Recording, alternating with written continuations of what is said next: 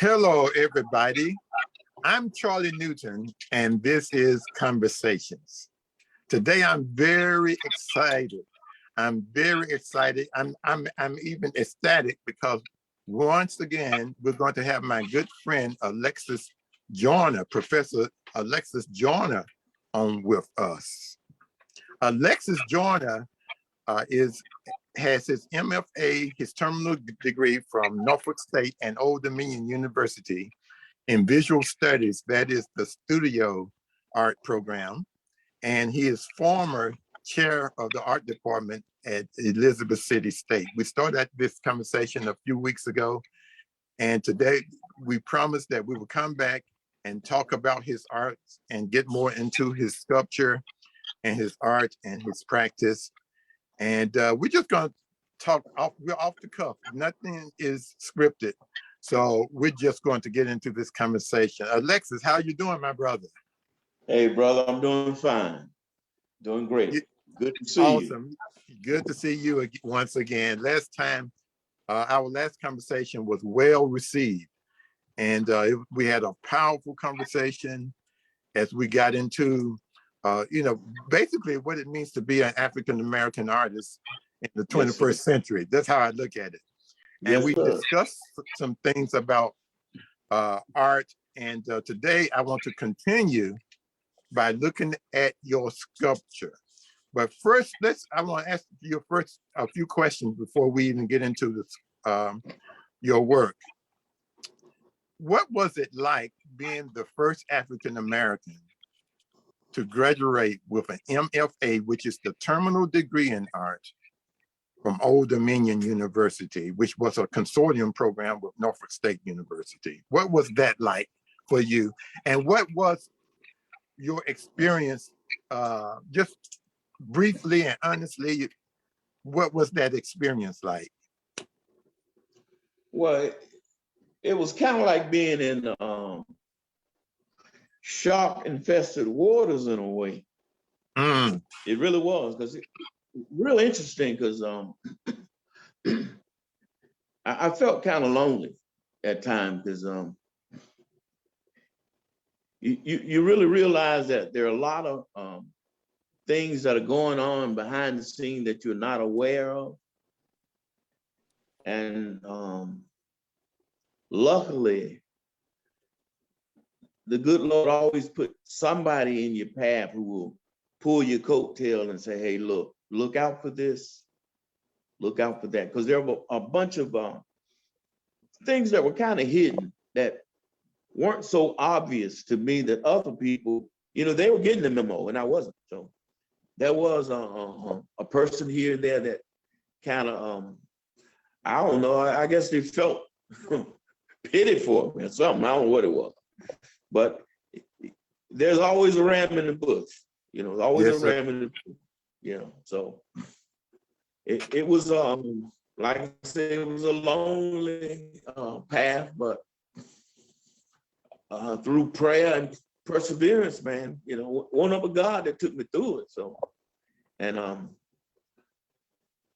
I was really excited about getting through to the other side. Yeah, I hear you. It was an accomplishment. It really was. Yeah. Oh, it was. Definitely. Because I couldn't have made it through without having conversations with you about what I was going through, and how our culture and the way we do art was totally different from a different perspective than the European way of doing the work. And our idea of what art was totally different than my professors. And but so, it was nice having a person who understood my perspective. Right. And especially that spiritual perspective. Oh, yeah, yeah. Because definitely. when I brought up spirituality, now, man, that oh yeah, no. they want to throw that out altogether. Oh no, they don't want to talk about that. Nope. No. And if you want to talk about Carl Jung, or Freud or somebody, well, cool. But man, it led me to a point when I was in the thick of it, and these guys were coming through and critiquing me. And I'm saying, well, you're going to critique me on something that you have no concept of and no affinity for. So I really turned it up, man. I said, well, I'm going to create some images and do some things that are so far beyond your day-to-day that you can't critique it. So when they came to critique my stuff, it was like, wow, they couldn't deal with it. You know, it's like, oh, okay. Yeah, so. Something similar happened to me, brother. I'm sure. Tell me about it, man. Man, they was giving me headaches. I think you knew about it. I'm sure I was sharing it with you. Yes. I'm gonna tell you, it's funny. It's funny. The art department, which was largely, I would say, I'm gonna use the word black and white. That was largely white. Yes, there was a Chinese lady part of the art department, but I did have one Black professor that had graduated from an Ivy League. Which school? What, you know who I'm talking about? From Ohio Norfolk State. He graduated Ohio State. Oh, I thought he graduated MFA from Princeton or something. I forgot. Are you talking about Elliot Jones? Elliot, yes. Yeah, he graduated from Ohio State. Oh, okay. The Ohio State. Okay. Yeah. Anyway, he was also espousing a European critique. Oh, yes, I'm sure. And I tried to go back to the hood with him. I tried to go back to the back, communicate with him on the level of playing basketball and going to the hoop. And the way I explained that to him, because he actually called me a charlatan. And I was like, what's that? You know? And what? No, not a charlatan. He didn't call me a charlatan. He called me no, he didn't call me a barbarian either. It's out of the Bible. What is the people's name? A Philistine. He actually called me a Philistine, brother. A Philistine. Yes. And I was like, and you didn't have the jawbone of ass handed, did you? You needed what one. Is that? You needed. And so he went way above my head in his critique of me, right? But it came around to the point was he was espousing a Eurocentric critique on my work.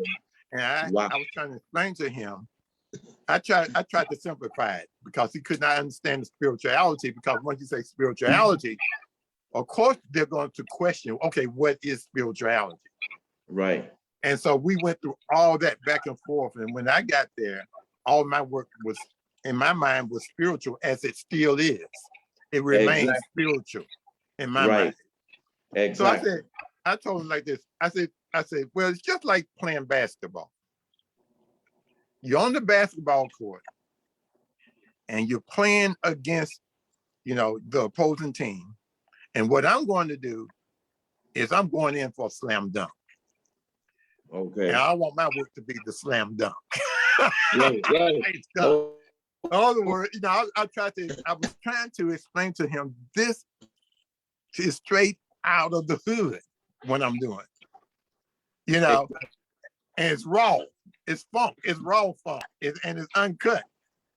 He really could not understand it. So my 3 years I went through proving. I always had to prove everything. But there was one time when the professors come in and they critique you, and they actually threatened me. They threatened that if I didn't do what they wanted me to do, I was going to get kicked out. And so you know what I did? I had a spiritual experience, my brother. The Lord came to me, this God that they don't believe in, or don't believe that I'm trying to serve with my art. He came in and told me, and I had never done this before in my life, because I was spiritual, but I wasn't religious. God Right. came into that little studio that, you know, that I got from You you. kicked me out of. Right. And that studio floor was dirty. What were you doing in that studio? That was a dirty studio. It was trashy. It was like, I don't know if it was clay dust on the floor. What was going on? Well, I dealt in a lot of mud, man. Yeah, I'm a It clay was- man. It took me 2 years to get the mud out of the floor, brother. I know that's right. Yeah, I was working in mud, man. Yeah, and that clay kind of it was my vehicle really because you know I always wanted to carve and do things like that, but that process was too slow. So I Right. had to turn to clay because I could really move clay around fast. Yeah. Yeah. And that's what I hit them with, man. I had these clay forms that suspended from the ceiling and all with ropes coming down off of them. So those are the ones that I saw at your place. You had them outside hanging. Yeah. So That's okay, right. so that's where that's from. I'm just finding out 30 years later. That's where and those are. I never forgot those shapes, those forms. Yes, sir. They are off the chain. Thank you. I've See, never seen anything like it. Since, like I said, and they had never seen anything like it. So that's why they couldn't critique it. well, it's cold. Those things are cold, brother. And guess what? The Lord told me, I want you to lay out on the floor in your studio. Humble yourself and lay flat out in your studio for a week and don't pick up a brush. Don't do anything. Woo. So for a week, for an entire week in grad school, and I'm under pressure. I'm about to get kicked out, and God saying, I don't want you to do anything. There was 2 weeks to the next critique where all the professors come into your studio. Wow. So that first week, I wasn't going to do anything. And I did it. I'd obeyed God. Wow. And after Lent, and I had to lay out flat, and man, my clothes got all muddy and dirty and everything. I laid out flat for a whole week, had never done that before in my life. I was fasting. And at the end of that week, God told me to do something. You know what he said? He said, prove to them that you know what they're talking about. Okay. Because they don't know what you're talking about, and they believe that you don't know what they are talking about. Okay. So I did 10 paintings in 1 week. Woo, man, you're rolling. My goodness. It was easy because I did it according to what they wanted to see. It was easy. Okay. Okay. I probably spent 2 hours a day on it. Okay. Okay. Maybe 2 hours a day. I did 10 paintings, brother. And when they came in, it blew them away, and they didn't bother me for the rest of my time at Old Dominion University. In my last year, I became an ODU fellow, and they paid me to go to school. The last wow. year. Well, that's great. And you know about some of those exhibitions I did, and they actually gave me a studio at that arts. They had just built that new art center, right, for the art studios, and they gave me a studio there. Wow. So I had 2 studios, one at Old Dominion and one in the art center. Well, actually I had 3, because then you remember I got a studio downtown, and we formed that gallery. Remember that? You remember that, right? That's right. Yeah. So I had 3 studios. 737. Say, excuse me? 737. Yes, 737. We started that. We planted that. God gave us that. And we planted that, and the devil attacked us. I'm sure you remember. But that's what happened. And then they did not bother me anymore in any of the critiques. Wow. And was smooth sailing. My last year was smooth sailing. Well, you blew them away. You blew them away. But because they didn't believe we could understand what they look. We studied European art our entire lives. It's the African art that was not taught to us. It's the African American art that was not taught to us. Thank you. That's right. Yeah. And see, so a lot of these universities are not safe for the African American bodies to be in. Because when young people enter these universities, they're basically saying everything about you is wrong. Everything about your culture is wrong. We know it all. We have it all. That's right. And so, precisely. So the sincere artist, we don't feel safe. It's an attack on our very soul and spirit. Your very being is being attacked. It is.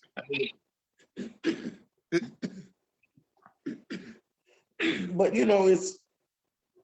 it's interesting because a lot of Black artists, African American artists, don't want to accept what you're saying there. Because they conform.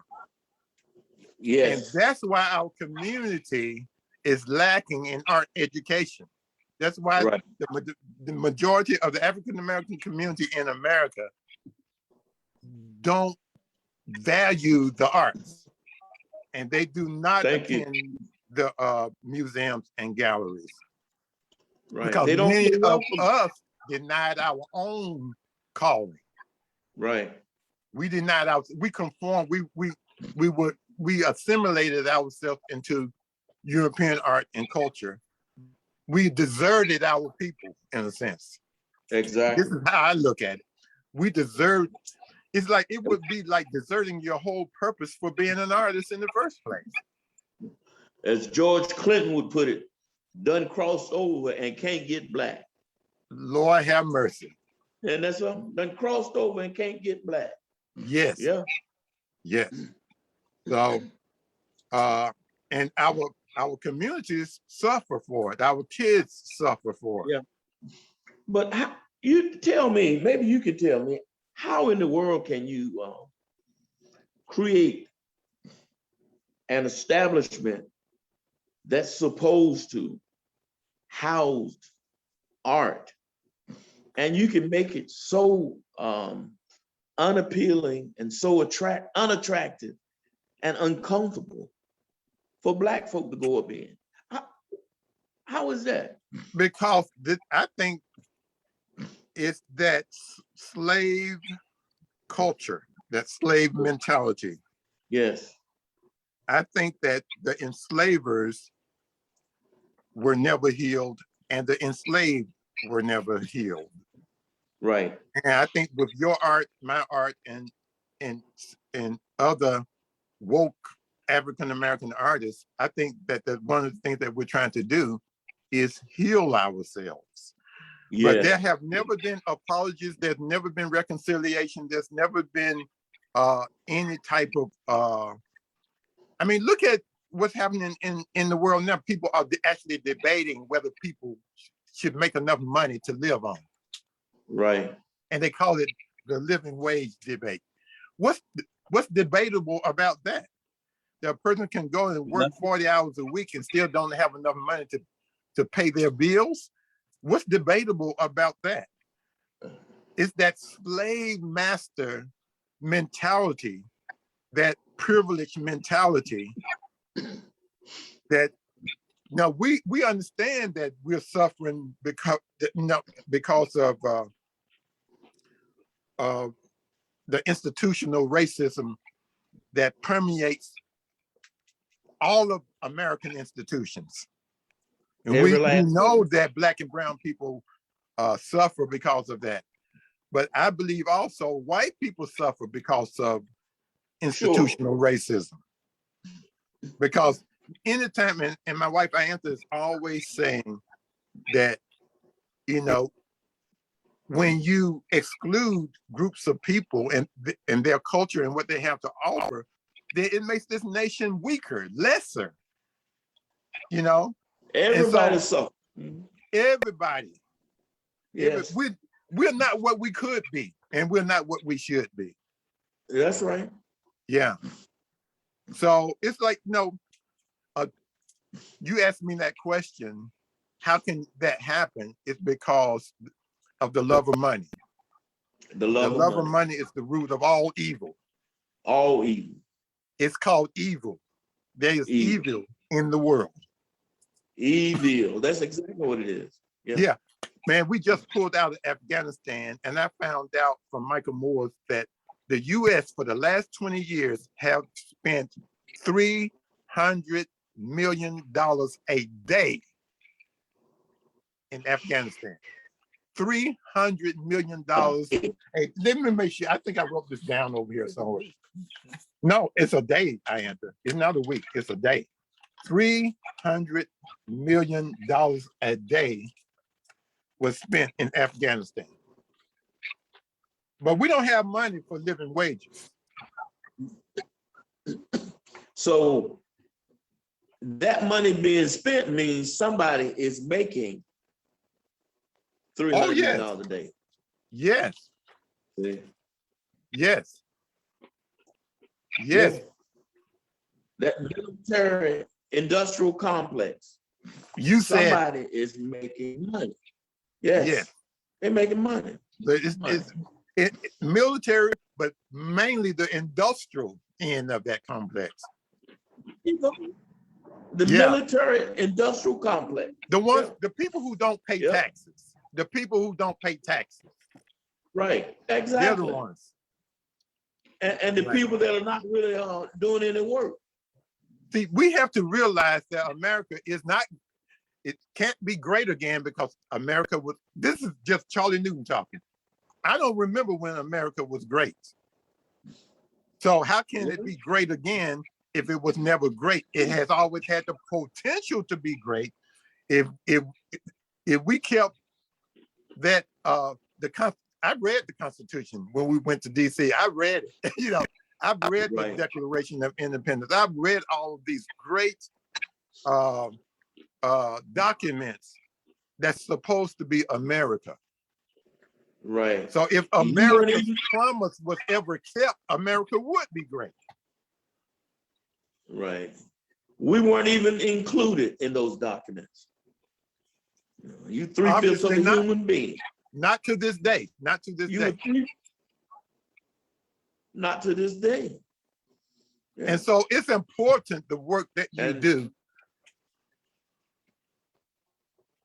I think for the culture, not just African-American culture, not just the Black community, but American culture.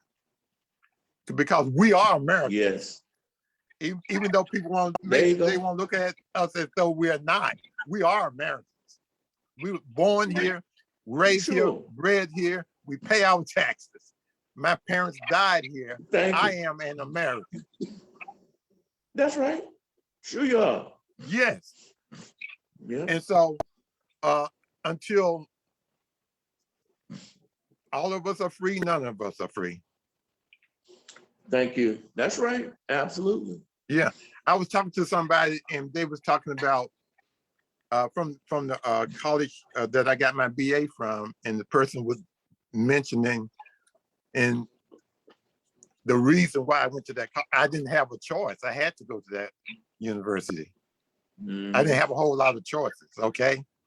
Right. But we was breaking racial barriers by being there. We were like the first generation of people to go to the University of Tennessee at Chattanooga. I'm part of that generation. Right. So in my entire life, I have always faced institutional racism. Oh, yes. So, right. And in the ugliest forms too. In its ugliest forms. So it's important to see artists who haven't been disconnected from their cultural heritage. Thank you. And But what I wanted to do, I wanted to get you to talk about some work and talk about your practice. I mean, let's talk about your practice first before we start sharing your work. What do you do every morning when you get up? I mean, what is your life? What is your practice as far as your art? well, number one, when I start staring and I get these old bones working, I head straight to the studio. I hear you. I head straight to the studio, and I start. And what time of the morning is that usually? I'm usually I'm in the studio 8:30, 9 o'clock. Okay. Yeah, because I'm addicted to information. I try to find out a lot of information on YouTube and stuff like that. I look at lectures and things of that nature, Right. especially related to the African diaspora. Okay. Yeah, I look at a lot of lectures pertaining to awakening that African spirit, man. Mm-hmm. That forgotten, that thing that was beat out of us, told us that we, should stay away from. So, and that's what my art, by and large, is about, man. Awakening and reclaiming that which we were told, to stay away from. Right. Yes. Even our own people tell them, oh, there you go again, talking that Africa stuff, talking that black myth. What's up with us? That's just plain old ignorance. That's, again, So, I'll attribute that to ignorance. Just plain old. Now, that person didn't get any education, so they don't understand what's going on in the world, and they don't understand, why us reclaiming ourselves is important. And I get that a lot, especially trying to start a black art school. I'm getting that. I get that people that, why can't it be if? No, they just don't know anything. So I can't focus on that on those people at all. Because what do you say? What do you say? You're not. People sometimes people have an opinion about something that they don't know about, and those are the people who can be manipulated by the powers that be. Oh yeah. But see, the answer is simple. The concept is simple. I know. It's not about hating one group. Right. It's about loving yourself. Loving yourself. And self-love. if your left leg, if you limping on your left leg, why you don't give medicine to the right? Make it you plain. Need to medicate. Yeah, you need to medicate the problem. And our young folks, yes, like you say, we've been taught about George Washington's dog. Everything. Lily White, I mean, from the kindergarten up through the universities. It's all Eurocentric. So it falls on us, brother. It does. To do our little part to educate, to wake up. Yes. And basically, that's really what I'm trying to do, man. Like you say, each one, teach one. If I could just peel the veil back on one youngster's eyes and get him hungry, ignite a fire up under him to want to search. And so, oh, wow, our history didn't start in 1619. And furthermore, look, it was black folk here when Columbus came here. Yes. We've been in America in America for eons. Eons. And that's a whole nother So conversation. I guess it's you know, through our art, we got like I say, speak some truth and unravel some lies that have been spun, you know. But Yeah. you know what? One You little just made me think. You You just made me think when you went back to the fact that Blacks have been in America really since the Ice Age. Yes, that's and right. and walking over into Canada actually.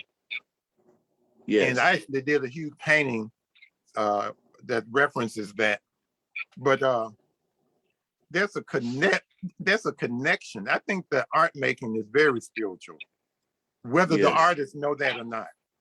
That's That right. something is happening that connects us to our history. And we do have a history, and I'm looking at the work that's behind you, and we're going to post some artwork in a minute, where I believe that there is some type of connection down through our DNA that for the artists, I'm going to say, I use the term true artist, because the true artist is not, we're not making art for money. Our art production is about something else. You know, these are power figures, you know, that we're making. We still use that term. Tradition. For the lack of a better word, we still use that term, art. Right, but, right. Yes. You and I both know that I haven't been making art in a long time. Right. Okay. What I do, I would like to think is a little bit more powerful than just decoration. Right. You know, something that hang on the wall and go, ooh, that looks good with my sofa.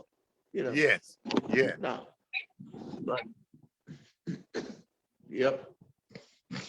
You know, that's good. I mean, you're going to help me with that, because I'm trying to find the courage. Every time I talk to you, I think about the fact that, you know, why would we call this art? And you're right. What we're doing is no longer in the realm of art. And everybody's an artist now. You know, singers are artists. No, everybody's an artist. And when I think of the word artist, I'm thinking about someone that has put years and years and all of their efforts into mastering whatever it is that they are doing. Exactly. And no matter what the pieces look like, we put years and years, and we critique ourselves to make images that hold some type of power or meaning that can do something. I want my art to do something. You know? Yes. So I see the artist, and I see yourself kind of like as a shaman or griot or what have you. Right. Absolutely. I mean, if your art is not moving, doing, as you say, I don't want to touch it. You know, I want my work to have an effect on the viewer. Right. I mean, it can be life-changing. Somebody might be going this way and see your work and say, oh, wow. And do a 180 and go in the opposite direction. So there is power in art then. Yes, sir. Power. See, but we have always known that there's power in inanimate objects. And somebody who didn't understand our spirituality was stupid enough to say, well, he worshiping a rock. He worshiping a tree. No, we worshiping that spirit that's in that tree. That's God in that tree. But, you know, and we bought into his critique of us. Oh yeah, he's stupid, man. Look at him over there praying to that tree. And that's where our art comes from, the same spirit that made that brother drop to his knees and say, bro, tree, I need you. I got to cut you down. I need you. I got to build a house. I need you for fire.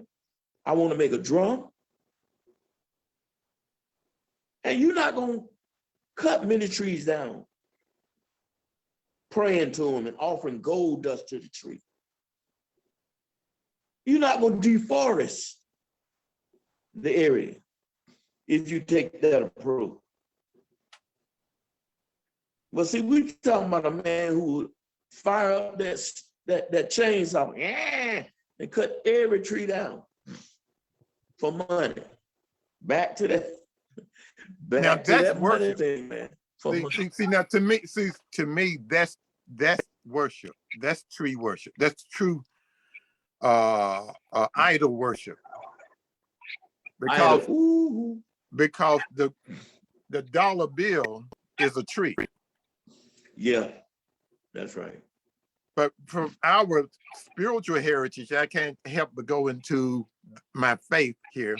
Our spiritual heritage, and I think about this, I have thought about this often as it relates to scripture,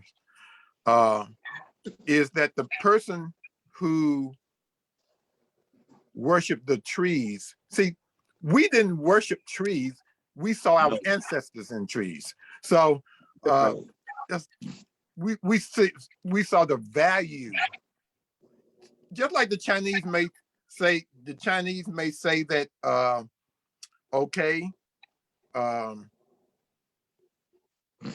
that inner spirit, they call it chi, energy, right? Yes, is found in trees and around trees. So there's more energy. They have sense enough. It's a primitive memory. We remember that without trees, we can't live. Exactly. We can't breathe without trees. We can't even breathe. That's right. So remembering that we are not just, we are stewards of the earth. Right. So we are not just on the earth, but we are caretakers. Thank you. Not destroyers. And see, a lot of this stuff get confused in this culture of tree worship. I call it tree worship when you worship that dollar bill. That's true tree worship. There you go. That's tree worship. Yeah. Yes. But our ancestors, we understand that our lifespan is connected to this planet. So did First Nations people or Native Americans. There's something about people who understand what it means to be a human being. It leads them to wanting to caretake the earth instead of destroy the earth for financial gain. Right. So you're not going to be having wars for financial gain. Let's get back to your practice though, brother. See, we get to talking and there's no telling what direction that we may go in. But I understand that what you're doing in your studio, your practice, I understand that it involves all of this knowledge and gaining and that you've been gaining and the conversations and the studies and lectures that you've been hearing. Somehow that informs your work and the way you work. You know, why do you work the way you work? And I was wondering, because when I see some of your smaller sculptures, first personally, I think about Elizabeth Catlett. Okay. Well, first I think about African sculpture, and I think about Elizabeth Catlett. I also think about there's a lady that a little known sculptress that was in your region. I think that you was connected to as well. Persis Jennings. Yes, yes. Yeah. Tell me about that connection. Well, you see, Persis was a little tiny lady. She was a contemporary of John Biggers. They were at Hampton together. Yep, and she taught in the Norfolk Public City Schools. And when I was in graduate school, I ran into Persis. We had a weekly sculpture session with Rod Taylor at Norfolk State, Dr. Taylor. And we became friends through that meeting, the studio sessions we had. And her work was very powerful. She did a lot of like small clay figures, and she did some wooden figures, and they were all real, they were like her pretty much, petite, delicate, and powerful. Yeah, so that was my contact with Persis.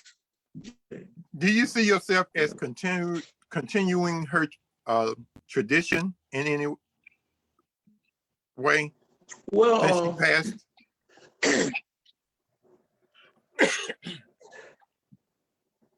Well, you know, it's interesting. Everybody that you bump into, it's almost like polishing a stone. You know, a little bit of it rubs on you, makes you shine a little. Yeah, so all of those people, man, that I ran into, artists that were really serious about their craft.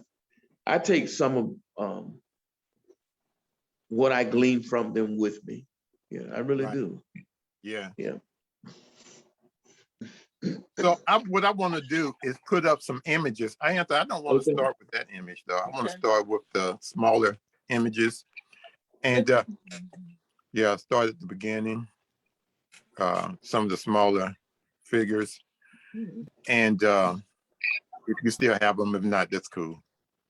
And I want to talk about some of these images that we're going to put up and see how deep. I want to take a deep dive into some of these, brother. So I have to, whichever one. Okay, hold on a second. Because I think you said it to me. I'll put them up. Okay. And so when I was looking at your images this morning, I was thinking, while she gets that up, I was thinking how it reminds me of my culture, my life. Okay. It reminds me of things that I've done. Like I saw one of your images about this. It was this lady. Okay, yeah, we can put up that one first and go. Yes, I answer. Start back, and we'll go in that direction. That one. Yes, we're gonna start with a Black Madonna. I believe. I think that's the title. You'll give us the titles. Yeah. I'm sure I'll get them wrong. But this is a very striking black and white image that you did. And I don't know how tall it is. About how tall is it? That piece might be about 2 feet. It is beautiful. It looks like a tree trunk. Is that from a tree trunk? Yes, it is. Yeah. But see, that's what I like about your stuff, brother. It's too raw. I like it, man. I think that's why you talked about the trees, because that's what you work with.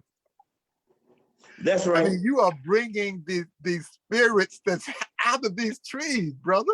I mean, you. Oh man. I mean, our ancestors saw the spirits of their fathers and grandfathers and children that had died, saw them in the trees. That's right. And when I look at your work, and this just from my perspective, you know, I'm Yes, seeing sir. these spirits in these trees. I see this. Why the black and white? And what type of tree is this that you're working with? Tell us about this piece. Okay. I believe that's a piece of cedar. Okay. And I carved it and painted it, and I wanted to work with contrast. Mhm.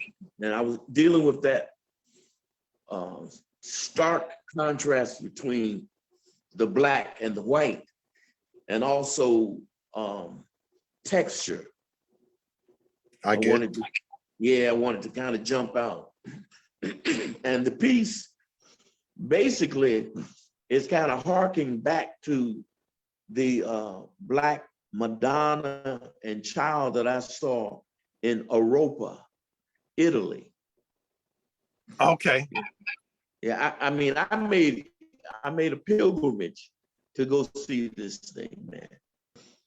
And in this mountainous area in a little town called Europa. Mhm. And I looked and I saw trailways buses, basically, from all over the world. People, all nationalities, coming to see the Black Madonna and Child. Now And this I'm is saying to myself, mhm. I'm saying to myself, now you got Asians, you got people from all over coming to kneel at the feet of this Madonna, and we don't know anything about it in the US. Yes. So it was like an eye-opening experience, man. Yes. You know, the US is it's like a little island. So when Yes, I it is. left the US for the first time, I noticed how the rest of the world is more, is more universal than the Yes, United States, because we're like a right, little island and we've been fed all this information over the news. And we don't understand that there's a whole nother whole wide world out there that's not everything, all knowledge is not predicated on slavery right. and That's right. racism. Thank you. And people, there's a whole, most of the people know this. Most of the people on planet Earth know these things. They know it. And then these folk will be the first to point the finger and talk about propaganda over here, propaganda Yes, over there. yes. And Mhm. well, we don't do propaganda, That's for Russia, that's for China, that's for somebody else. And like we're on this island, a little desert, devoid of information. I'm looking Just at the shape of this. languishing. Yes. I'm looking at the shape of this face. And as my Yes, eyes focus, I'm seeing an image that's like a teardrop or a shield or acorn right. or acorn-like shape. Exactly. That's a very powerful Yes, abstract shape there around the edge of the black face. man, it's interesting because, as you know, with a two-dimensional surface, a lot of times we don't look at the negative space, but if your negative space is popping, then your composition is tight. There you go, bro. That's, yes, Because they got to work together. yes. Yep. I mean, what you said is so important because I also noticed the natural wood, yes, being a part of the entire composition as well. That's right. And I'm noticing how, a lot of people don't understand is that how to look at art. Right. So one of the first things I noticed are the three textures. You have the texture of the natural wood, then you have the carved texture that's smooth in the face, and then you have the gouged out textures that I really love in the white. The tool marks. The Excuse tool me? mark. Yes, Yeah. yes. And is that's a chill? Is that a chill? What kind of? Yeah, chisel. Yeah, Chisel this is mark. a chisel mark. Get like you said, the gouge. Gouge Yes. mark. Yeah. Right. And did you So, actually gouge that, or did you hammer it? I hammered. Well, Some of it I could use the gouge and just push. Mhm. right. Well, you hammered it. You had control over that hammer. Plus, you know, it doesn't look like it's been brutally attacked. You know, there's something about it that looks almost like brushstrokes. Okay. Also, I get this image of a juxtaposition of maybe the African, and I get that in the abstractness of the shapes and the Yes. Yes. composition, but I also get this, I keep thinking of a nun. Yes. And it looks almost like some of those Moorish images Yes. you see. Right, right. Yep. Yeah. Ianta, let's go to the next image, because I'll stay on this for another hour. We're gonna go to the next image, brother. Okay. I'm enjoying this, man. Oh, okay, this is a cornucopia. What's the title of this one? It's called seed corn. Seed corn, and Seed corn.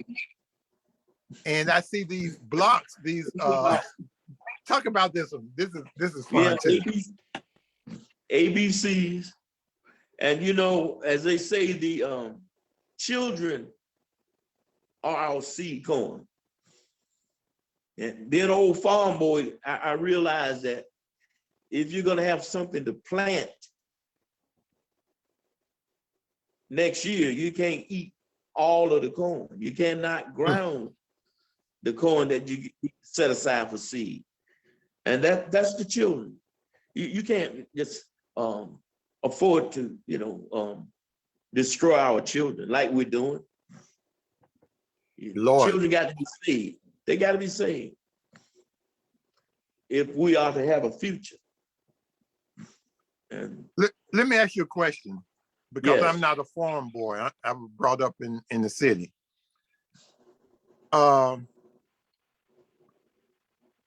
The farmer, how much of his focus is on the seed? Quite a bit. And then, farming is a lot different now than it was. Because early on, the farmers would have to set aside their own seed, even with corn, peanuts, whatever they were growing. They would have to set aside a certain amount of, say, peanuts, so they could plant next spring. Yeah, but you see now everything is so modernized. Guys just go and buy the corn from the market and plant it. Yep, they don't have to worry about trying to save up their own seed, things like that. That's a type of metaphor for how we're treating kids in our society. Yes, it is. I'm one of the exponents. I'm just going to be transparent. I like telling the truth so that people won't wonder who I am. A lot of times, when you find out who I actually am, you stop bothering me. There you go. Yeah. So that was what you just described is a great metaphor for what we're seeing in the world today, where yes. even with this pandemic, I think the kids went to school too soon, and now kids are contracting COVID. And it was obvious that people cared more about other things other than the children. No, And they're we fussing we about.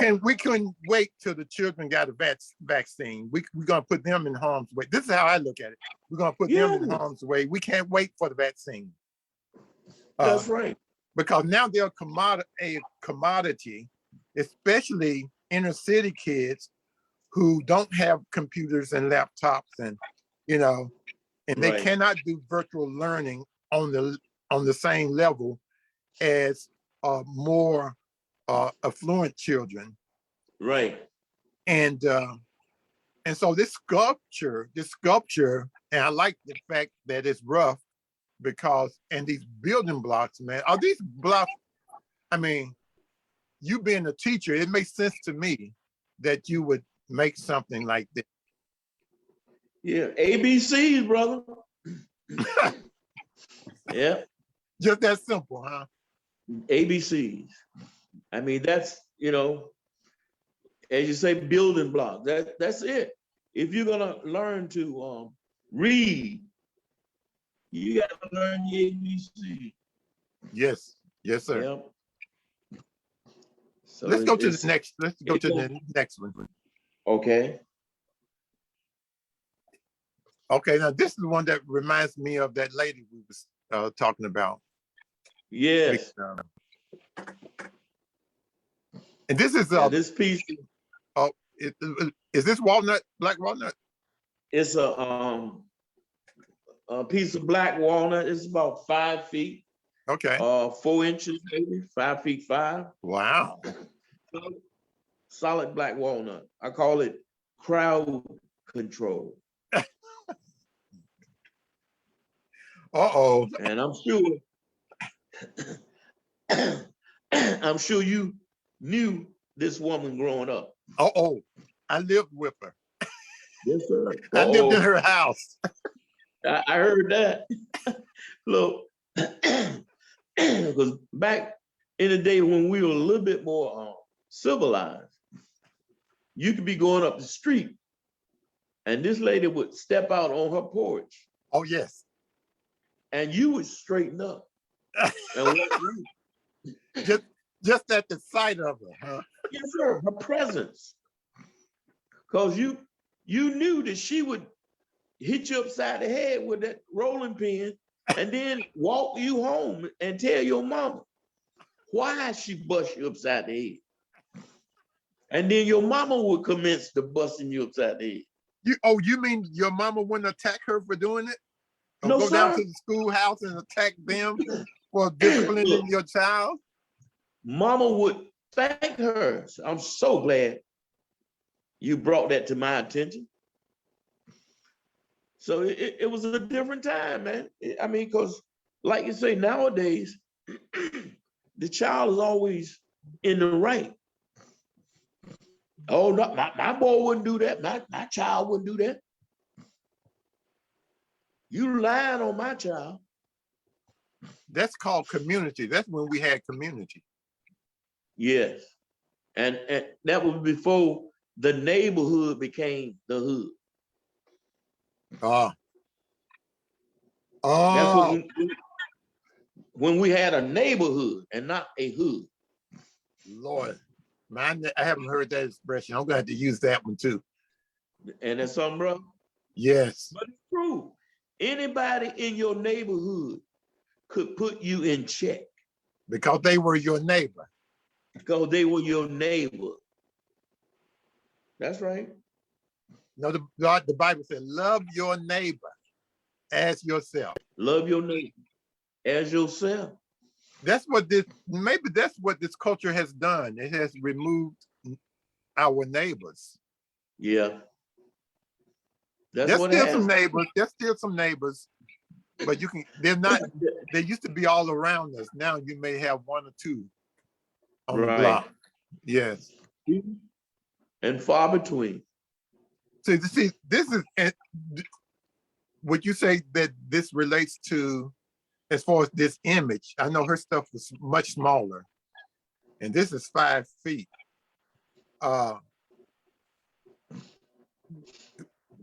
Could you say that this somehow was influenced by the type of statements that Miss Percy made?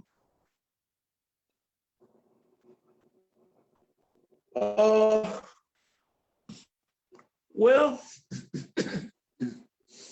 I could be going off. I don't know her work that well, but I yeah, remember her doing figures of women yeah, yeah. and But the ovals and the round shapes and the reduced shapes. well, I would say that there might be some similarity, you know, because she was a country girl, so Mhm. we were coming from like from the same place in a sense. Yeah, Okay. yeah, Okay. mhm, Okay. yeah. All right. Let's go to the next image. Okay, Okay. Is this somebody picking cotton? that's somebody picking cotton, and I call it high cotton. What? Why high cotton? See, there's a saying when you like some people say high on the hog, Yes. but high cotton is, let's say if you got the urge to go, and if you in high cotton, you can squat, handle your business, Oh, wow. and That's you what that doing it means. because Okay. you are in high cotton, bro. That's right. You got it made. Okay. Yes, sir. Yeah. My parents You picked cotton. so you My, are defecating in high cotton. mm, that's raw. That's it. You are That's raw funk. defecating in high cotton. Yeah, that's what that's So about. Yeah, my parents, you're doing my all parents right. picked. Did you ever pick cotton yourself? Yes, sir. I picked cotton. Wow. How old were you? Let's see. I was a young boy when I picked cotton. I was because my father stopped farming when I was about 12, 13 years old. And the That's your notifications. cotton kind of left the area for a while, but it's back. I mean, strong, because around in this area now, all you see is cotton fields. But Mm-hmm. it left for a minute. I think they kind of depleted the soil. Yeah, Mm-hmm. yeah, yeah, yeah. But yeah, I did pick cotton. It's an overrated experience, brother. Overrated. Overrated. So, but yeah, my It's, parents picked cotton too, and yeah. my mother used to tell me about it, and my father picked cotton. And I want to address that whole industry at some point. I've been thinking about it probably 20 years about a painting, but that I haven't attempted yet.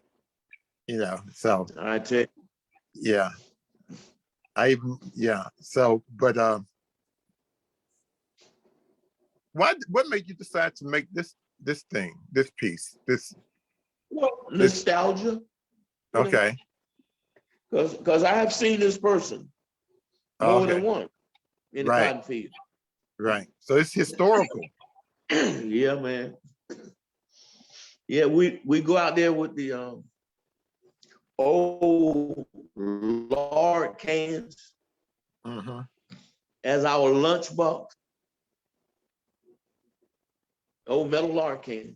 You have your lunch, you know, sandwich or something, you know, piece of fried chicken between some light bread, a sweet potato, and a piece of cheese. That's right. You set up under the shade tree and enjoy. That's right. At I the hear you. cotton field. And there's something about that fried chicken. Man, You know, I'm tell me not talking about about Kentucky fried. I'm talking about home fried. You know. home fried chicken when it gets stuck to that piece of light bread. Yes. Yes. That's right. That's good eating. That's good eating. Yeah, we would travel for 8 hours from Chattanooga, Tennessee to Waverly, Alabama. It would take us 8 hours on a bus, man. And Woo. my mother would pack a lunch, and we would eat off that chicken for 8. Well, we would eat lunch once, and Right. we felt like we were starving. But by the time we got to that fried chicken and light bread, like you say, man, that was good eating. That's good eating. Yep. Yes, sir. Yes, sir. And so my parents, they were brought up in the country. And so we would go to my grandmother's house, and my grandmother lived, to find her house, we would walk because they didn't have cars. We would walk for about 3 miles, Wow. with luggage, my uncles and people would come to carry the luggage. And then we would be walking down the highway. And after about 2 or 3 miles, there would be like a little opening in the brush. Goodness. Wow. And they would go through that opening and walk maybe another 30 minutes. And pretty soon we would pass by, we would pass over we would walk over a wooden bridge that passed over I guess you would call that a gully or something. But and way down in that gully, maybe it's not a gully, it's a what would you call that? It's very cavernous. It's way down at the bottom, there would be like a train track. And we would see the train going through that valley or whatever it is. Yeah, it's like a canyon. Man. It's like a canyon. Right. Yeah, hundreds of feet down. And we would keep walking, man. Then we come to some tall grass. That's about 4 feet tall. We walk through that grass. Then we come into an opening. And in that opening, there'd be nothing but dirt. And chickens would be out in the yard in that dirt. And on the right-hand side would be a wooden tin roof house. And that's where my grandmother lived, man. Man. Way back in the boondocks. She had one pig. There was no other houses around there. Now, maybe 2 or 3 miles, you might see some smoke, and that's the next house. Goodness gracious. I think what they call it in the mountains, they call that in the what do they call that? Holler. They're living in the holler or something. And grew her, all the food was grown on the side of the house, in the back of the house. Had an outhouse and a well. And I never tasted any water that tastes as good as well water. Cold, sweet. Cold and sweet. Yes, sir. And we would stay there about a week or two. But if we got sick, nobody went to the doctor. Nobody went to the drugstore. If we got sick, they would. My grandmother or somebody would go out by this old tree and start digging at the roots. And they would dig up some roots and make some type of brew or something, and we would drink that. You talking about it's more bitter than castor oil. And but it would heal us if we could get it down. If we could get it down, man, it would heal us of any kind of stomach problem we had. My mic went off. Had to turn the mic back on. So what I want to do is, you just took me back there, brother. I haven't done any paintings about that, but maybe one day that might happen. Let's put up the next image. Oh, you got to do it. Okay, we're going to put up another image. Okay. And we're going to go through these because I want to get to something. Okay, what's the title of this one?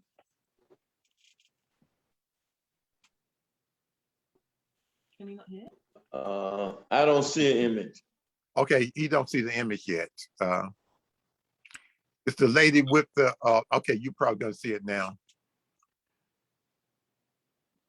The lady with the basket on her head.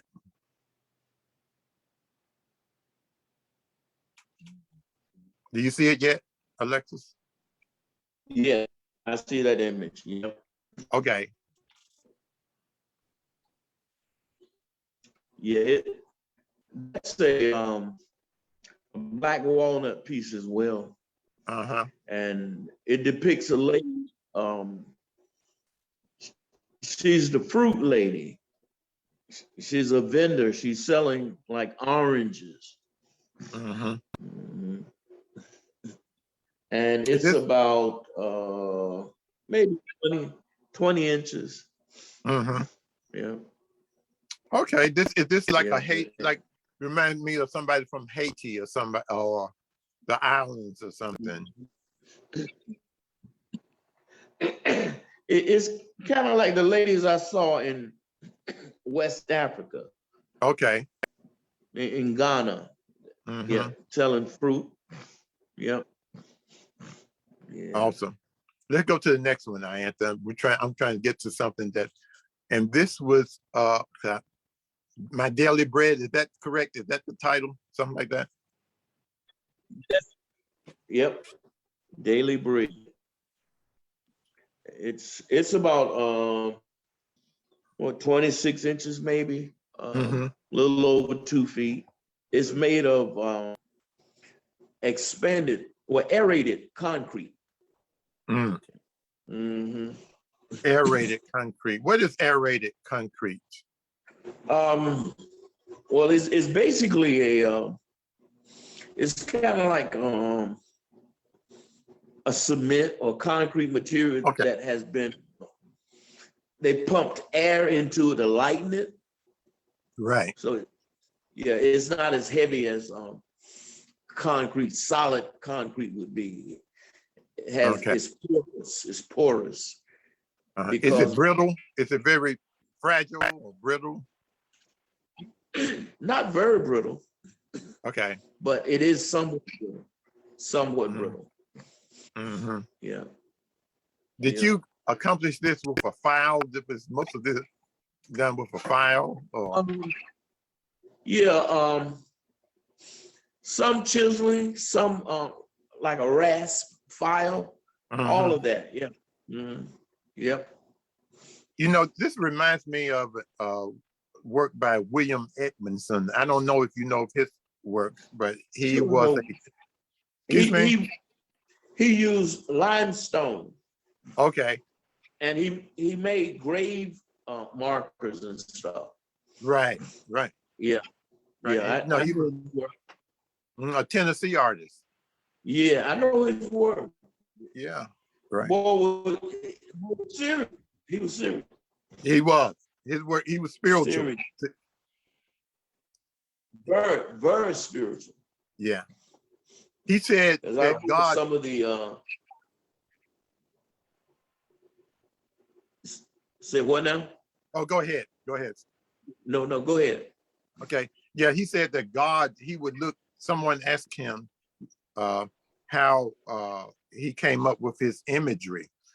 Because, you know, he had major shows in New York. He was, I think, one of the first artists from Tennessee to have a major show exhibition in the New York Museum.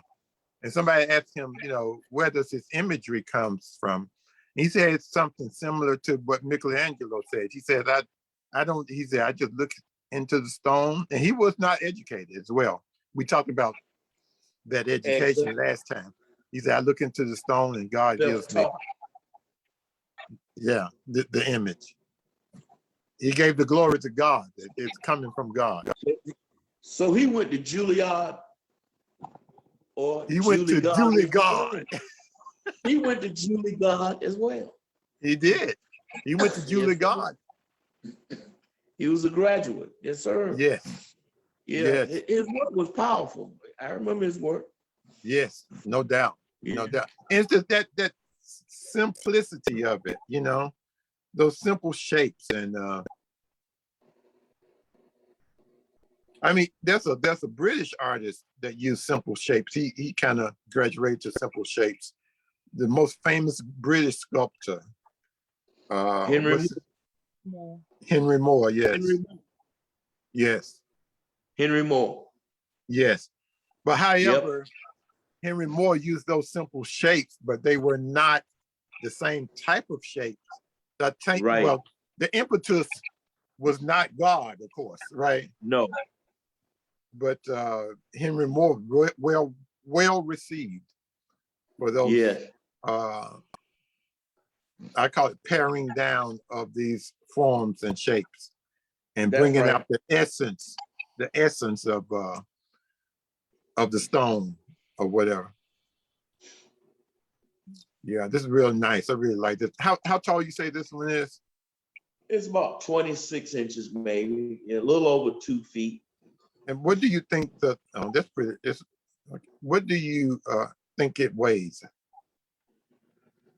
Oh, maybe 20 pounds.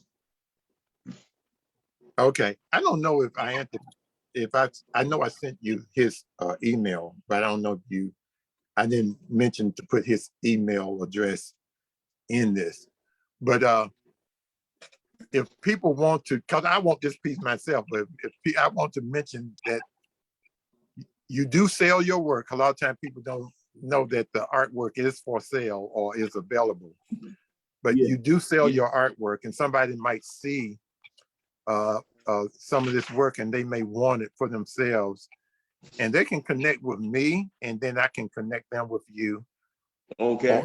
Or we'll try to get in the end, because this is going to be aired the next day. We'll have your email connected to this interview as well. I mean, that's a very powerful piece that took my mind right back to William Edmondson. I can feel the energy coming off that piece just by looking at the shapes. You know, I can place it in American art history as well as African art history. That's a powerful piece, my brother. Thank you, bro. I appreciate that. Yeah. Yeah, it's a powerful piece. And you said it weighs about how much? I'm thinking maybe probably maybe 15 pounds. Okay, so it's not as heavy as I thought it might be. No, it's not very heavy. That's a manageable weight. Oh yeah. And of course, I know that if someone decides they want something, they would pay for the shipping and everything. But this is you know, it also reminds me of a little bit of a painter who started off, you know, this is painted from Horace Pippin. Somehow, because of the imagery that he did. And Horace Pippin was another person who started off doing realism. And I think comic books, I think he really loved comic books. So as a young person, he painted comic book characters. Then he ended up going to college in New York. He's from New York as well. And he started off doing realistic imagery, and he went through this whole European imagery like most of us did. I did as well. And so after going and studying in Europe and coming back to America, like most of us artists do, we're always trying to evolve. He reduced his art back to something like comics. And and his spiritual paintings are very literal, and very powerful, you know. And so somehow this reminds me, I don't know why, of Horace Pippin's work too. And I think because of the reduced shape. Okay. And it also relates to Picasso, how he reduced that dove shape, you know, to get to the essence of it all, right? Right. Yeah, I like it, man. I like it. Let's go to the next one if we can. Okay. I know we're probably running over our time, but who Hey, knows when people will tune in. And I'm trying to get to some pieces that's that right. resonate with me. Oh, here's another one. And that I go back to Uh-oh. art history again when I see this one. I see the female artist sculptor again, that Elizabeth Catlett as well. I Oh, think this reminds me more of Elizabeth Catlett than anything. Of course, it reminds me of Alexis Joyner, but you know how we do in yeah, academia. What you always that's right. are connecting with art history, trying to figure out why. That's right. Yeah.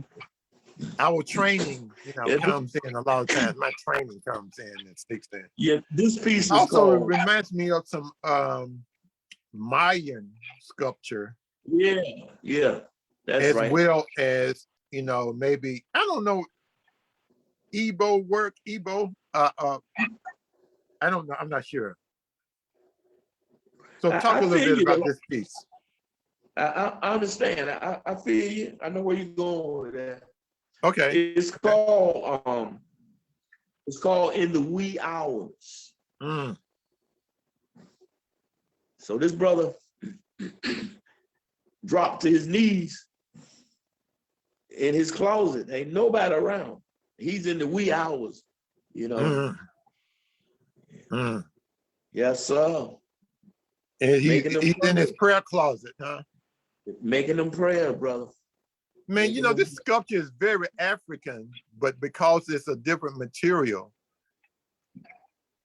that the African, but the shape and the lines are very African. Are you familiar with the Shona sculptors? The Shona. No. Shona. S Uh, oh don't well, oh wait a minute, spell it. Shona. Shona. Check Oh, them okay, out. no. Because they work primarily in stone. Okay, now were they from Dogon? They're from Southern Africa. Uh-huh. Yeah, they're from an area where not a whole lot of trees, but it's a bunch of rocks. Okay. And they make some awesome sculpture, man. A lot of it is made from soapstone. Right. Mm-hmm. Okay. Yep. Different colors of soapstone. But even the women, oh my God, some of them women can carve some stone, man. Yes. Yeah. Now, how So tall is this one? it's about the same height as the other one, about 26. Okay. All right. So probably around the same weight as well, huh? Yes. Yep. Can I'm these be thinking anywhere displayed from 50. outside as well? Can these be displayed outside as well as inside? I'm sure it probably could, but by being so porous, Yes. I would Yeah. be All right. afraid of freeze thaw.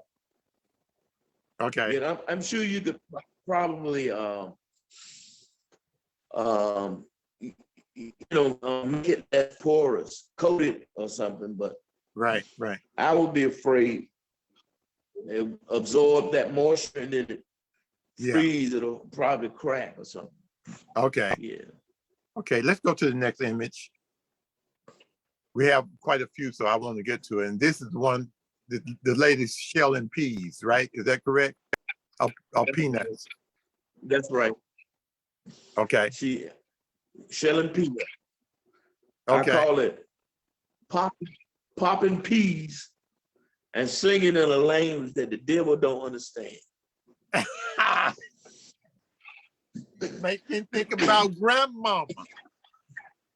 See, now this goes back to that whole thing about the seed peas. Right.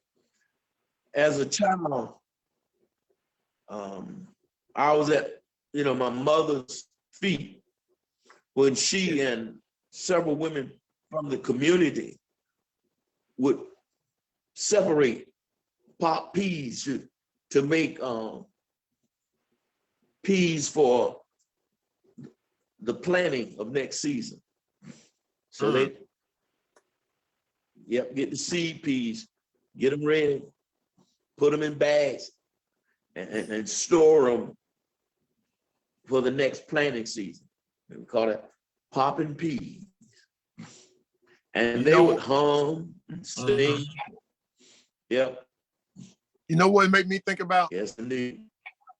When my What's mama, I can't say mother, my mama, because we call her mama, not mother. When my That's mama, right, mama. yeah, Mama. call my brother and I in to the house on Saturday, maybe around 5 o'clock or so.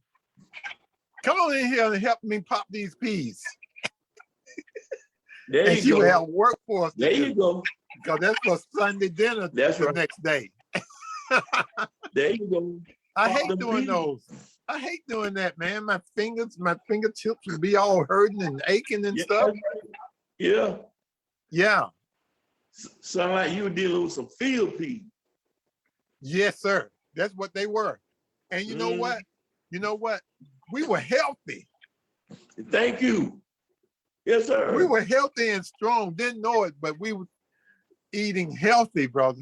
Healthy. That's right. I mean, we shell peas, and I love Crowder peas to this day. Right. We and those green beans, Yes, sir. we would shell those green beans too if we needed to, or just break them. No, we had, Yep. Yep. Pop that tip off. yes, yes. We was in the String city to it. living like we was in the country. There you go. See, And we would potatoes, peeled potatoes, right. and Ooh. corn. I hated doing the Man. corn too. Because you cut the tips off I the know that's corn right. and then you have to, shuck that corn. That's right. We take it out of the, we did the whole 9 yards, and we have this big old metal thing, whatever, pan or whatever. And we sit around that thing and we shook that corn and we had to work. Man, yeah. Wait, you only one generation removed from the Yes. cotton field. One generation. And generation. she brought it to the city. And That's when we right. finally bought our first house, oh Lord, we had a backyard. So we had to break up the fallow ground, my brother and I. Usually me, because my brother, he's kind of wild. So if he wasn't going to do it, he wasn't going to do it. But I was the obedient child. So I had to get the pickaxe and the hoes and the rakes and everything, remove the rocks from the ground. It was just, man, I'm in the city, but I'm living like I'm in the country. It gave you a work ethic, brother. I'm telling you, it gave me a work ethic and a sense of what it means to be a human being. Right. And my connection to the ground. See. And it made me the man that I am today. It gave me some understanding. Something about working with your hands and digging in the dirt that gives you a spiritual connection. That's right. Yeah. That you don't get by going to the grocery store. I mean, no. And you can even taste it in in the produce. You can taste the difference. You can taste the difference. What we buy from the grocery store does not taste like what we grew. The tomatoes don't taste the same. No. The corn don't taste the same. Nothing tastes the same. Everything tastes artificial. It almost tastes like trash, what we buy in the grocery store. Artificial almost. Mm-hmm. Yes, it tastes artificial compared to what real food tastes like. And a lot of people don't know what it tastes like. Today, even I know parents who don't even cook. All they do is microwave Right. and heat That's stuff what- up. So they don't even know how to cook. And Man, that's sad, isn't it? Man. yeah, because I think it's affecting our children. I think that's why there's a lot of what, you know, I don't know, but that could be some psychological issues. Yeah, And because you know it affects your body. it does. Yeah. Eating food that has no nutrition affects your body. Okay. It does. Yeah. Yes. So most of the I things mean- we buy in the grocery store don't have any nutritional value at all. You're gonna have to get it from the frozen section. Mm. So That's See- sad, man. yeah, but see what this discussion came from your art, from your sculpture. Isn't that crazy? It's That's crazy. how- Man. That's how it works. That's Yeah, how it you're works. sculpting life, you know. And those hands, I love those huge hands, man. I paint when I paint female figures, I give them large hands unintentionally. But I know it's because I had a very strong mother. And It's subconscious, man, because yes, the hands, one of the most expressive things on the body, man. yes, sir, You can express some stuff through hands. you can. And very difficult too. I find it difficult to paint hands. I think hands are the hardest things to paint. And hands are difficult. Sometimes. Let's go to the next one. Okay. Now we're getting into, okay, just talk about this. Just talk about it. I'm not even gonna say anything. Okay. This piece is called Negrophobia. Black walnut, about 2 feet tall. It has steel curlicues for the hair and for the beard. Yeah. And this piece also has a back. It has a front and a back view. And on the back view, there's a depiction of the door of no return. Now, see, man, why did you send me the picture of the back view? I actually did a whole series on that door of no return. But keep talking. I'm gonna try not to say anything. I'm getting excited. Okay. Well, I'm gonna have to send you a picture of the back view. Yes, But yeah, sir. I call it Negrophobia, and because I mean, you know, the Europeans got us going through this little. On the farm, you would call that a chute, because it's just wide enough if you're loading livestock, just wide enough for one hog, cow, whatever to go Right. through. Yes. To keep, you know, from guys bum rushing and just busting out 4 or 5 folk. Only one can go through at a time. So it's control. It's a way to control the crowd. Okay. The flow. Yeah, the Yes. human flow. You control the human being one at a time. So if you got that kind of control and all of that over a people, why are you afraid of them? Now, what is that door? The door of no return. Why is that on the back of this figure? It's back there, as I said, to kind of speak to the fact that these folks they're controlling you. Okay. I mean, they got you under control, but scared to death. Because take Rodney King, for instance. This man on the ground, look like 5 or 6 officers frailing on him, and they are afraid for their lives. Okay. It's that kind of thing. I mean, Why fear me? I'm not a monster. Man, that's deep. That's deep. This just kind of so like, well, in some corporations, even Yeah. in our, let's say the bank. I thought about my bank. When you don't see many African Americans, say like in the upper offices, in the corporate, at corporate level, but there Right. may be one or there may be two. And I think that corporations like Walmart have that issue. Yes. They're on the real decision-making levels. And many of the Black people who are on those levels, at their level, they're not happy. Oh no. But of course, like head of corporations on that level of corporate leadership. Anyway, I don't know if I, that's something I don't know, man. That's a piece that I really have to contemplate.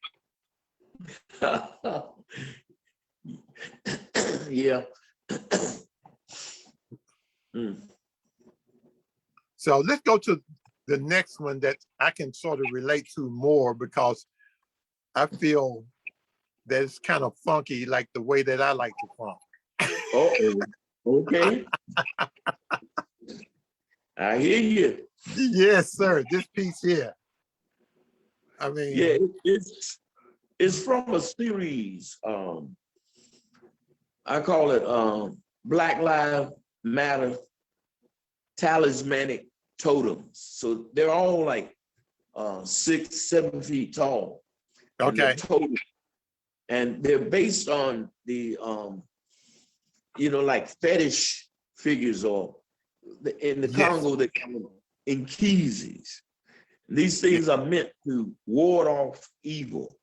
Yes. And we have, I think I don't know if we have that entire figure too. We do have the entire figure for I our think audience. you do. Yeah. Yeah. But So it's like a fetish. it's sort of like what's it made of? It's made of, that piece is made of, the mask is cedar, and there's a upright that supports it, that's a wooden beam, and it has jute.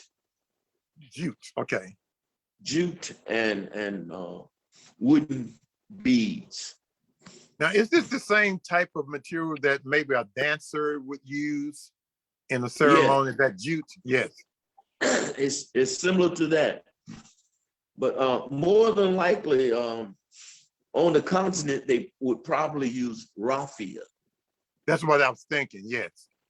Yeah. So why But did you decide to use jute?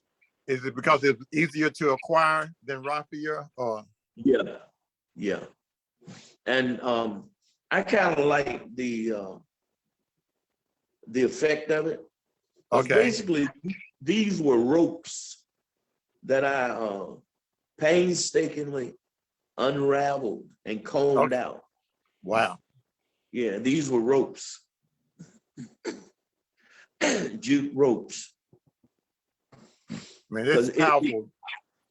Thank you. It gives you that almost like what a crinkle hair type texture. Yes. Yes. Mm-hmm. Yep.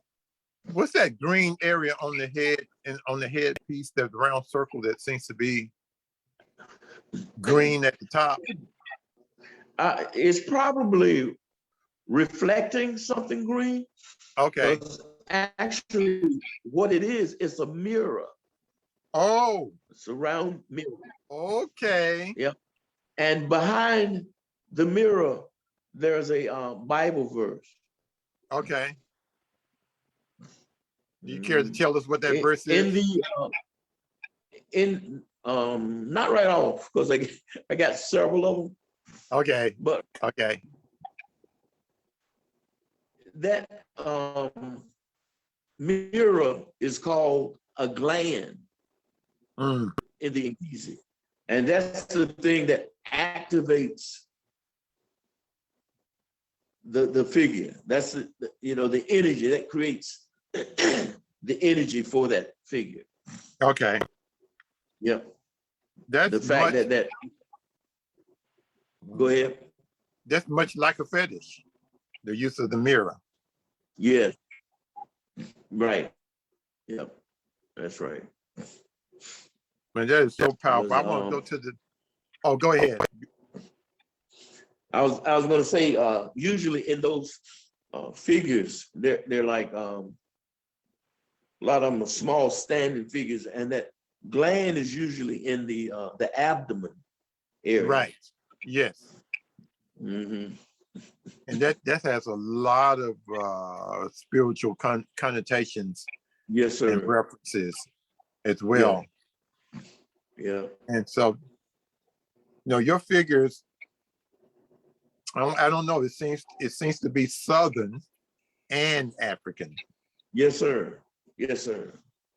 They gotta be, because that's who I am. Yes, sir. And here's one that I really love. Speaking of the fetish, and Yes. come on, just talk about this one for a minute. That one is about 7 feet tall.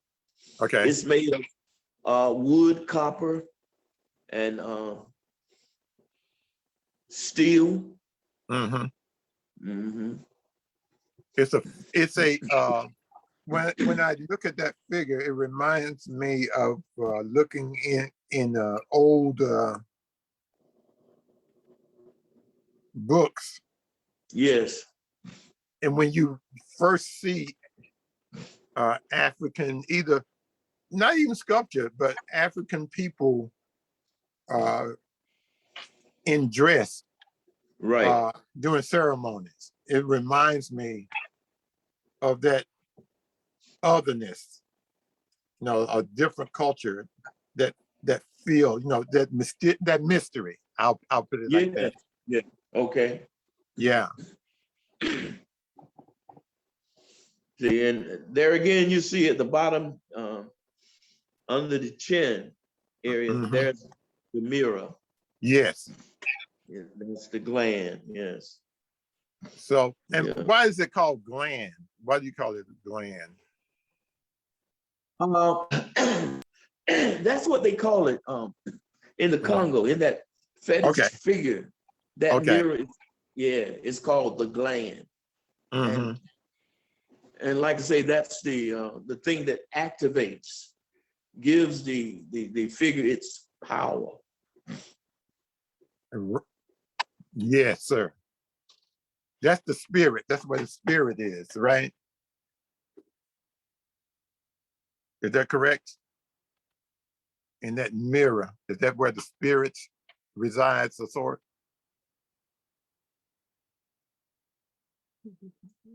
I'm sorry, I can't. Okay. Okay, I can't hear him. Is his mic on? Okay, brother. Is your mic on Okay. now? Okay. I couldn't hear your answer. Yeah. Is that where the spirit? I always saw that mirror as reflecting, as being where the spirit is living. And That's right. That's where that spirit is. That's what right. activates the figure. Right. Yes, sir. So definitely this art is meant to do something like what we were discussing in the beginning. Yes, sir. Referencing and the nails. And sometimes I use nails in my sculpture when I do sculpture. A lot of times I have used nails. And for me, it represents prayers. Now I have, in my paintings, I use text as nails. And Okay. yeah, I use text from other people as prayers and nails. But I'm thinking about this fetish. So as you're hammering these nails in, are you seeing hair? Are you seeing, what are you seeing? What is your use of the nail? Well, it's like you said, it's each nail was put in kind of in a prayerful manner, and you're thinking about the hardships that Africans have faced in this country, and we continue to face. And like I say, these things are meant to ward off that evil. Mm. When I place each nail in, that's my intent. That's what I'm thinking. Okay. Mm-hmm. The height of the figure is very important. And Yes. I think this piece, if it was just a standalone head, it wouldn't have the impact that it has with these things coming out from beneath the chin. Right. Almost like a crowbar or something. Is that Oh, a crowbar? Yeah. It's hammered copper. Okay. Yep, hammered copper. I see you have jutes. And then, The jutes. Yeah. yes. So it's like a figure. It's like a tall figure, isn't it? Like a person. It is. And as you say, when you walk up to it, it's eye to eye. You got to look eye to eye with this thing. Mm. Yep.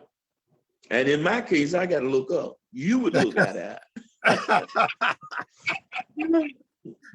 I hear you. Yes, I feel sir. you. Oh. So your sculpture, even though there's a lot of 3D things happening in your sculpture, they appear to be very frontal. But I noticed, like you said before, in the back of your other piece, there's a door, so that's not so frontal. But I noticed that, and I don't know if you have other things going on in the back of these tall pieces too, but they remind me sort of, they're very totemic, if you will. Right. Yes. And That's I know right. that you're living on land that belong to First Nations people. Yes. I'm wondering if some of that spirit is finding its way into your work.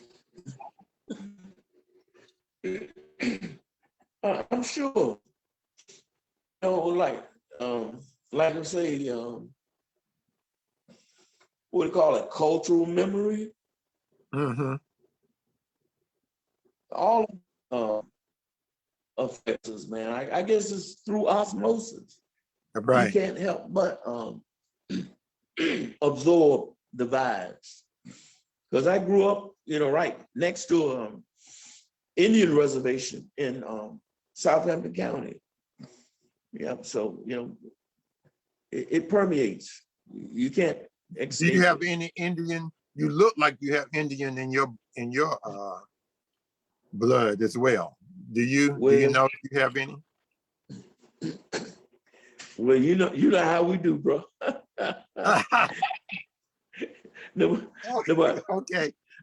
Okay. Yeah. Well, I've heard it all my life, but I don't put much stock in it. Okay. So we don't really know. Yeah. No. Before we end, before we sign out and sign off. Yes, sir. You mentioned Southampton County. There's a very famous African American that grew up in that area. And some people may be wondering, why is he always talking about, again, whenever you mention Black, a lot of people feel threatened for some reason. Oh, yes. We can talk about the Irish, Nobody's threatened. We can even talk about Native Americans. Nobody's threatened. We can talk about the why Chinese and negrophobia. nobody's threatened. We're going to celebrate Oktoberfest. But once we start talking about Black, now all of a sudden, Negrophobia. people feel threatened. Negrophobia. Negrophobia. That's why that piece, huh? That's why that piece. Yep. Negrophobia. I know. And some, okay, I'm gonna stop there because we can. I don't want to make too many enemies of Black folk because I'm getting ready to say something. Yes. No. But well, I'll say some of us have it. Some Black people have negrophobia too. Oh, sure. We don't feel, and some of our children have it because I'm with children for over the last 14 years, and I see how when they insult each other, they use the word Black. You're Black this, you're Black that, and which is different than when I was growing up in the 60s and 70s, where we had a lot of pride. But a lot of our children don't have that pride that we was taught to have. But I've said all that to say this. I want you to speak a little bit about, because I know this has had to influence you consciously or subconsciously, influence you as to why. Okay, I gotta get some power here. Okay.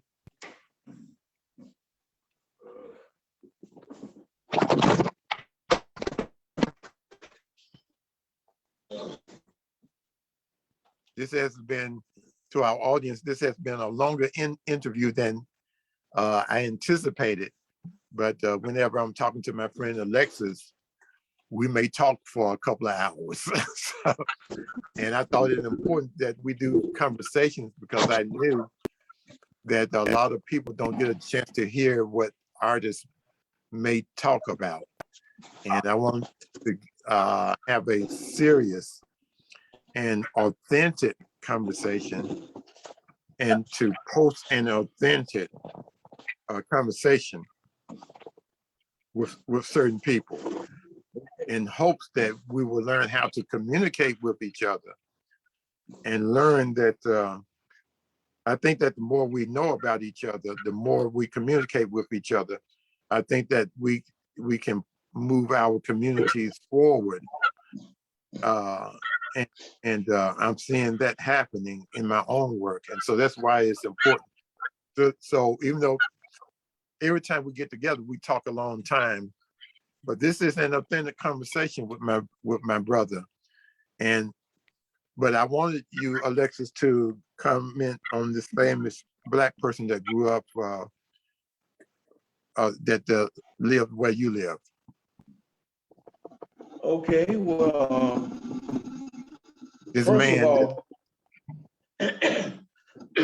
first of all, this brother has never been given his proper respect.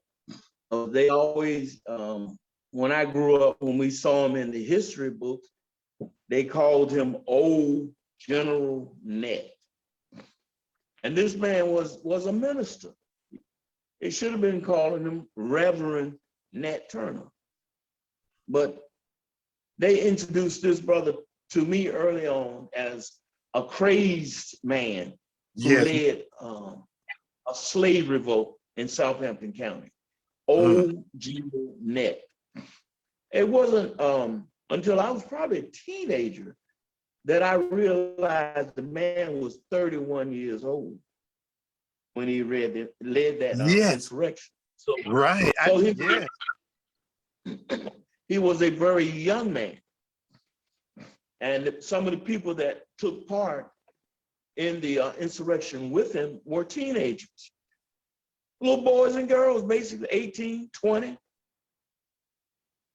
But we get the image of old, broke down field hands with pickaxes, shovels, and knives and hoes, killing folks.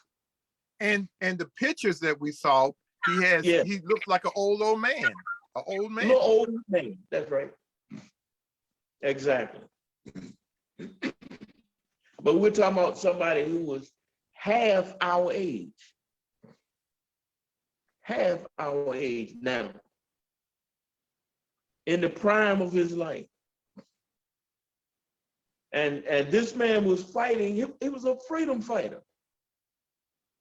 Yes, sir. He was fighting that evil institution of slavery. But there again, he didn't have a right to fight back. Mm. It was wrong for him to fight back. So like it's wrong for us to bend the knee at the national anthem, at the national anthem, but it's right for them to storm the Capitol. Yes, precisely. Yep. You're supposed So even to today, we have no freedoms. No freedom. You sit there and suffer peacefully. Yep. And then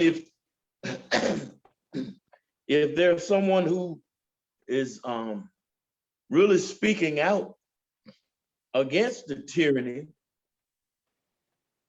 they tell you that you can't celebrate him. He's a bad guy. Now, if there's somebody who they support, then they'll give you your hero. Now you recognize him. That's your hero. So like you say, we still don't have freedom. I mean, that's amazing because you grew up, I mean, history is all around where you live. Yes.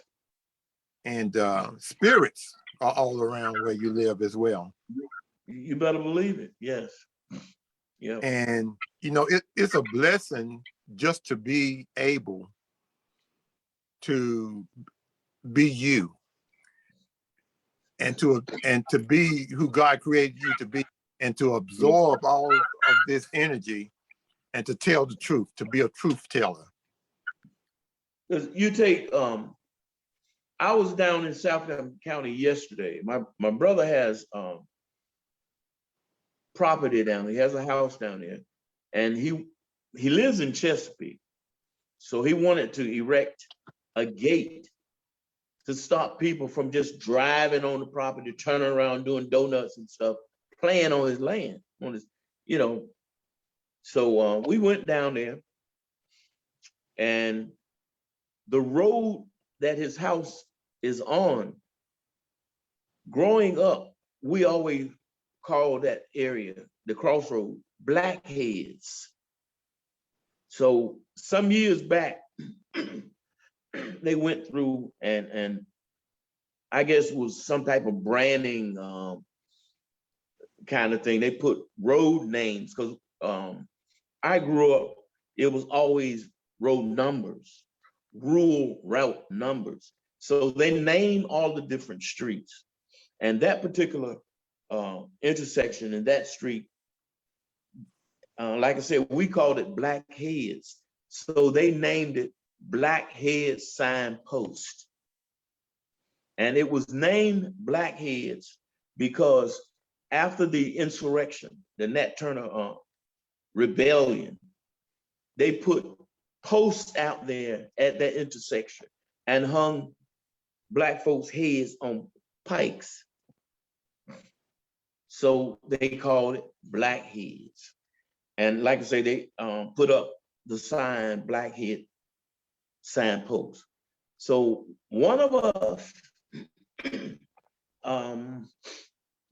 young girl, African-American, a few years back, well, no, a few months back, circulated a petition to change the name. It was offensive, Blackhead, but that's history. So when I went down there with my brother yesterday, turned on the road and I read the sign, the name of the road now is just signpost. What does that mean? Signpost. Youngster come up and say, oh, signpost. That has no meaning.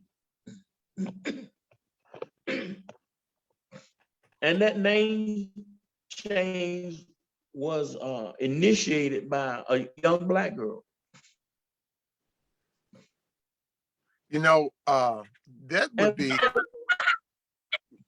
that street would be a great place for some public art. yes, definitely. Yes. And the city should put up $100,000 at least. You know, I mean, like I said, you know, we deal with the same thing in our city. Whenever there's public art that's meaningful with some real money in it, we're not the ones who do it, even if it's about our community. Right. But somebody like yourself having a connection to that land, who has all the skills, you know, and the information, right, and know the history and understand the history. And you've been called to be the artist. Now, I'm in a place now where my art for the building I'm in is basically not being used. I had to go find put some art in this building. I had to go find my own commission. But using people who don't know is a problem that we got to deal with. People who are not artists, who haven't done the work, who haven't, you know, done the study, done the work to right, become a professional, right. you know. And anything that's inauthentic can get funded. Oh, but yes. the authentic will not be funded. The real deal won't be funded. And our communities are in turmoil because our cultural history is being manipulated and lost. Lost. It's not just in Chattanooga. Evidently, it's in Southampton County too. Yes, it is. Yeah. And our children have no foundation. And we need, you know, a lot of times when things come up, I'll tell my wife this. The church is to be blamed too, because the church is called to the community. Yes. And being a pastor and a prophet, I'll call out the church. Right. Because many times now the church is just about raising money for the preacher. You know? Oh, yeah. And I'm a preacher, so I can say that. That's right. You look at the community. Right. The work that you've done for years, you work with children and young adults for years. For years. For years. You should be funded, basically, by your city, by your county. You are a treasure, you know, just based on your life, based on your life, just to look at your life, the hundreds of children, the hundreds of young adults that you have worked with and helped to develop and grow up. You know, brother, I'm gonna pray for you. We need to keep praying, and we need to keep doing what you're doing. Yes, sir. And to know that it's happening all over the country. We see the state that we're in, and it is the artist's job to see. We are seers. We're seers. We use our eyes all the time. We don't just look at things, we see them. We see them. We're gonna have to, man, we need to stay connected, build each other up. Yes, sir. Yeah, I hope somebody see this conversation and that they will support you. Buy your work. Support the artist by buying his work. And everybody in your county should be looking for you. You know, you put in the work. You paid your dues. You have finished the course. You know, I mean, you proven yourself to be authentic. Yes, sir. Yes, sir. An authentic artist and authentic man of God who care about his community. and Yes, his sir. people and this nation. That's You right. know, you care about this entire nation. So by serving, you've served your entire community. So I'm hoping that after this pandemic, things won't go back to business as usual, so that people like yourself Absolutely. will be honored and listened to and heard and seen, you know, because our community needs its elders. It does. Yeah. Yes, sir. Thank you so much Yes, sir. for sharing your work and your life with us. It's been my pleasure, bro. Yeah, because so many Always. times, brother, I listen to artists come on, even African-American artists, and what they're saying and what they're talking about don't amount to a hill of beans, Thank you. because it don't benefit nobody but themselves. Absolutely. That's right. So Yeah. I'm not impressed. I'm not impressed when you are supported by money Right. that don't mean anything to our community, Don't and will mean not help our community at all. So at all. money don't. You know, we got to get away from this capitalistic hypnotism Yes. that many of us have fallen into, because our communities are suffering all over this world. I've just looked at the community in Philadelphia last night, where miles of people strung out on drugs, Right. you know, garbage in the street, because a large part of our communities in our cities are just thrown away people. Yes. And Thrown away. I thank God for you, brother, that you have stayed the course. And you're very I inspiring. thank God for you, bro. You inspire me, brother, every day. Yes. Amen. I tell you. Yeah. Amen. And I'm going to seek more funding so that we can do more conversations. Okay. We've had some awesome conversations, brother. We're going to have our next conversation. Hopefully, it's going to be with a good artist friend of mine who's a painter. His name is Michael Schofield. He's from Chattanooga, living in Atlanta now. Okay. But I'm wanting to get more of these. I want to keep these conversations going, because our children need to hear some of these conversations. Adults need to hear it. Right. Blacks need to hear it. Whites need to hear it. We need to hear it from the artists. You know. Thank you. That's right. Yes, sir. That's Yes, right. sir. Absolutely. So thank you for joining us. Hey, brother. Again, my pleasure. Pleasure's all mine. Yes, sir. And to our listening audience, I want to thank you for joining this conversation that we've had with Alexis Joyner. We'll have his information. We'll post it, and you also can connect with me if you're interested in some of his work.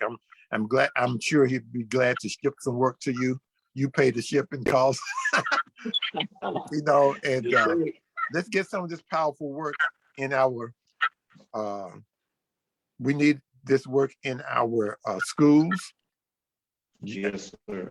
the university, the museums, and the galleries, as well as our homes.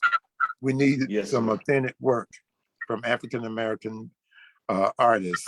Thank you again for joining Conversations. And until next time, this is Charlie Newton saying, have an awesome day. And artists for everyone. Peace, Bye-bye. Take care. Peace. Take care, brother.